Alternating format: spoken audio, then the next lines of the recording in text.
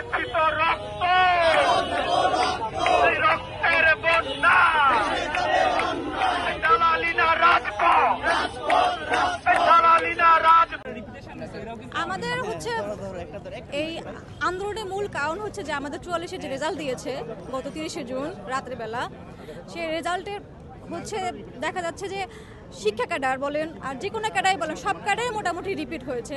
আমি আপনাকে বলি, কৃষি ক্যাডার যেটা বলে এগ্রিকালচার ক্যাডার, সেই এগ্রিকালচার ক্যাডার 42টি পদ ছিল, সেই 42টি পদের মধ্যে 38+ পূর্ণ সুপারিশ হয়েছে। তারপর লাইভস্টক ক্যাডারে 176টা পদ ছিল, সেখানে প্রায় 80+ পূর্ণ সুপারিশ হয়েছে।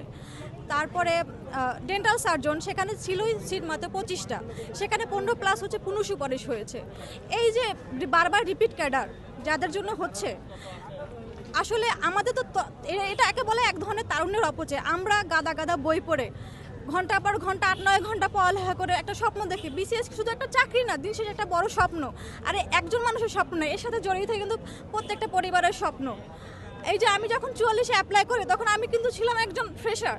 আমি তখন মাস্টার্সের শিক্ষার্থী ছিলাম। আমি খুব ভালো প্রিপারেশন নিয়েছিলাম, কিন্তু আমার আসলে আসেনি। যখন আমি আমার বাবাকে বলতে পারি না যে বাবা আমার আসেনি, আমার মনে হচ্ছিল যে আমি কীভাবে বেঁচে থাকবো।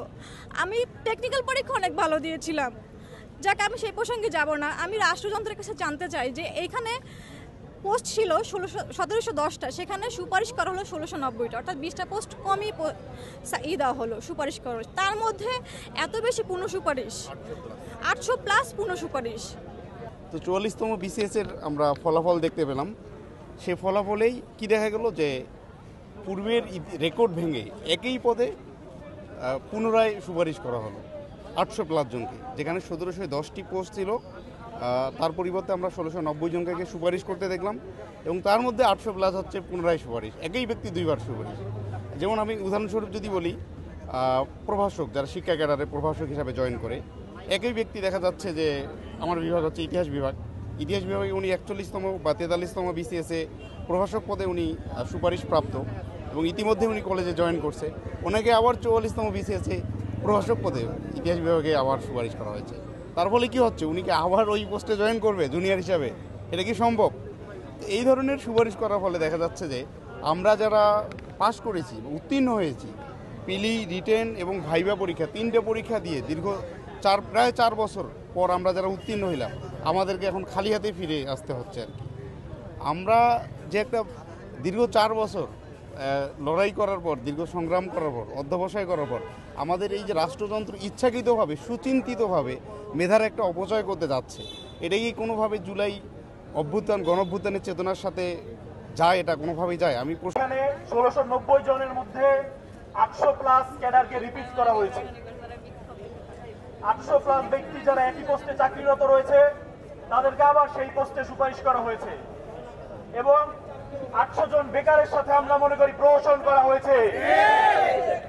আপনারা কি প্রহসন মেনে নেবেন? এবং পিএসসি স্বৈরাচারের কণ্ঠতে একইভাবে বলে যাচ্ছে যে তারা আগামী বিসিএস গুলোতেও একইভাবে ফলাফল প্রকাশ করবে। আমরা কি এটা মেনে নিব?